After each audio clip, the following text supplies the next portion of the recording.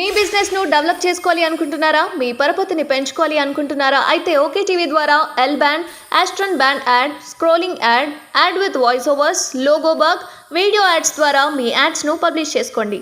సంప్రదించవలసిన phone number 8520917933.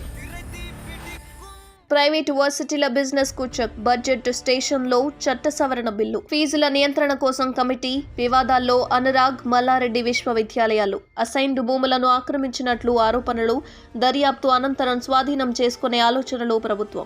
రాష్ట్రంలో private వర్సిటీల వ్యాపారానికి చెక్ పెట్టేందుకు ప్రభుత్వం కసరత్తు చేస్తోంది. యాజమాన్యాల ఇష్టారాజ్యానికి ఫుల్ స్టాప్ పెట్టేందుకు చట్టాన్ని కూడా సవరించాలని భావిస్తోంది. వచ్చే అకాడమిక్ ఇయర్ రిజర్వేషన్లను అమలు చేయడంతో పాటు ఫీజుల నియంత్రణ కోసం కమిటీ ఏర్పాటు చేయాలని ప్లాన్ చేస్తోంది. మరోవైపు రెవెన్యూ శాఖ ఇచ్చిన రిపోర్ట్ల ఆధారంగా అనురాగ్, మల్లారెడ్డి యూనివర్సిటీలపై చర్యలు తీసుకునే ఛాన్స్ ఉన్నట్లు తెలుస్తోంది. ప్రస్తుతం ఉన్న చట్టం ప్రకారం ప్రైవేటు వర్సిటీల్లో ఎలాంటి రిజర్వేషన్లు లేవు. నిర్దేశించిన ఫీజు చెల్లించిన వారికి అడ్మిషన్లు ఇస్తున్నారు. దీంతో సామాజికంగా, ఆర్థికంగా వెనుకబడిన ఎస్సీ, ఎస్టీ విద్యార్థులకు అన్యాయం జరుగుతోందని గతంలో సీఎం రేవంత్ రెడ్డి వ్యాఖ్యానించారు. ఇప్పుడు రిజర్వేషన్లు అమలు చేసేందుకు కావాల్సిన చట్ట సవరణ చేయాలని సర్కారు భావిస్తోంది.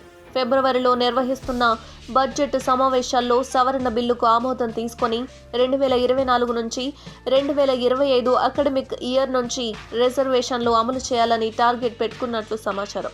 ఇందుకోసం ఉత్తరప్రదేశ్లోని ప్రైవేటు వర్సిటీల్లో అమలవుతున్న రిజర్వేషన్లు, వర్సిటీల కార్యకలాపాలపై నిపుణుల కమిటీతో అధ్యయనం చేయించాలని సీఎం రేవంత్ రెడ్డి భావిస్తున్నట్లు తెలుస్తోంది. ప్రస్తుతం యూనివర్సిటీల్లో ఏ కోర్సుకు ఎంత ఫీజు ఉండాలన్న అంశంపై ప్రభుత్వ నియంత్రణ లేదు. పూర్తిగా వర్సిటీల యాజమాన్యాల పరిధిలోనే ఉంది. దీంతో లాభాలే టార్గెట్ గా ఫీజులు వసూలు చేస్తున్నట్లు ప్రభుత్వం భావిస్తోంది. స్టూడెంట్స్ కు అందుతున్న సౌకర్యాలు, వసూలు చేస్తున్న ఫీజుల మధ్య భారీ వ్యత్యాసం ఉన్నట్లు ప్రభుత్వానికి అందిన రిపోర్ట్లలో వెల్లడైనట్లు తెలుస్తోంది.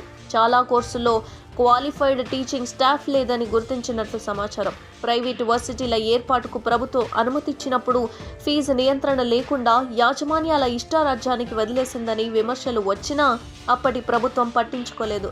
దీంతో ఫీజుల నియంత్రణ కోసం కూడా ఓ కమిటీని ఏర్పాటు చేయాలని ప్రభుత్వం భావిస్తోంది. ప్రస్తుతం రాష్ట్రంలోని ప్రైవేట్ ఇంజనీరింగ్ కాలేజీల్లో ఫీజుల నియంత్రణ కమిటీల సిఫార్సుల మేరకు ఫీజులను నిర్ధారిస్తున్నారు. వచ్చే ఏడాది నుంచి ప్రైవేటు వర్సిటీల్లో కూడా ఫీజు నిర్ధారణ అనేది నియంత్రణ కమిటీల పరిధిలోకి తేవాలని ప్రభుత్వం భావిస్తున్నట్లు తెలుస్తోంది.